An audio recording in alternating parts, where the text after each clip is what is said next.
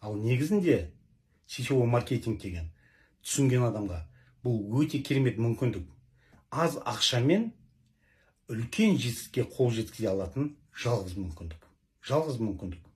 Қазір 300 мың теңге, 500 мың теңгеге қандай бизнес аша аласыз? Айтыңызшы.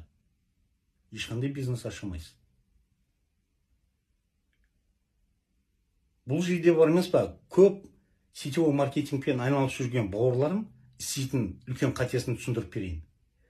Компанияға кіреді, апыл-ғұпыл өнім туралы былай естіп алады бір нәрсені, апыл-ғұпыл, тез. Сосын апыл-ғұпыл жаңағыдай маркетинг естиді, сөйтеді, сумкасын іліп алады да переді. Туысқандарына, бауырларына, жолдастарына, жораларына, құдаларына. Сөйтеді, барады да өзі түсінген жоқ бизнесті. Ананың барып миын шіртеді. Сосын ол тыңдап отырған адам.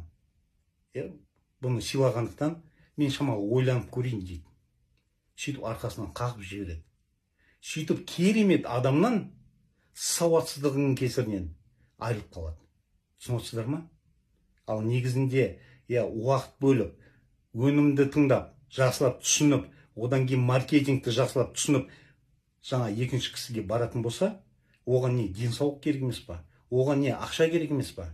Адам ойын сауатты жеткізе алса екінші адамға, ол адам мына адамнан айырылмайды. Түсінесіздер ма мағынасын?